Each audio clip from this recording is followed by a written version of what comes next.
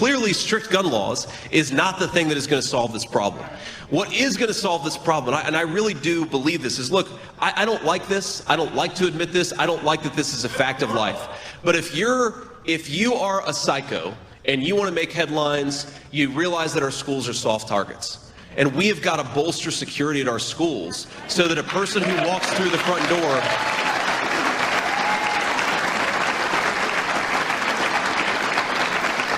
we've got to bolster security so that if a psycho wants to walk through the front door and kill a bunch of children, they're not able to. And again, as a parent, do I want my kids' school to have additional security? No, of course I don't. I don't want my kids to go to school in a place where they feel like you've got to have additional security, but that is increasingly the reality that we live in. The Democrats warped this, and they cut a good chunk of it out and literally said, and made it seem like he said, school shootings are a fact of life. Like, get over it.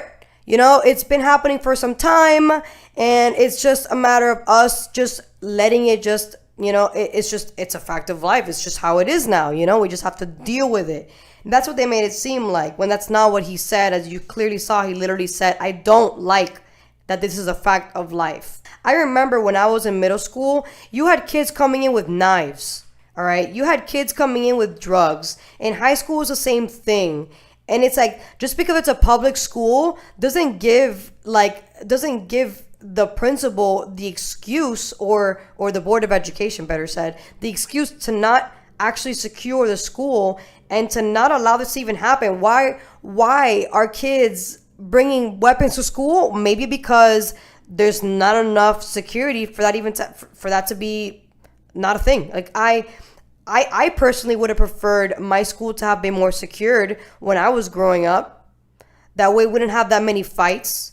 That way I didn't have to see like people snorting coke when I was in 7th and 8th grade. Like, thank God I wasn't stupid enough to follow their lead. But it's the fact that I shouldn't have even had to have seen that at that age if they cared enough to actually secure the school. So what he's saying is 100% true. In fact, when Vivek was running for president, he even said, if you were to actually cut the budget of what a lot of spending that we do with different agencies that are not really needed, we could actually fund every public education when it comes to security.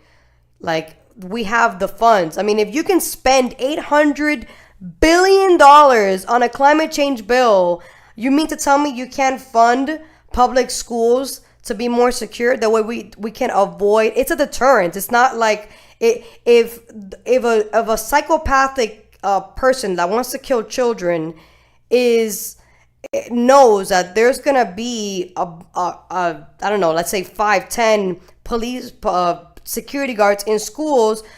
8 out of 10, they're gonna be like, yeah, maybe it's not a good idea to freaking go and like attack the school because now it's guarded. You know, I don't understand how you can warp this and make it seem like what he's saying is, oh, who cares? Like, let's just get over it. Like, it's been happening for a long time, so it is what it is. And that's not what he says. He literally said, well, maybe we need to start funding the fact that schools are not protected and they're vulnerable. We need to fund them. Unfortunately, that's just how it is.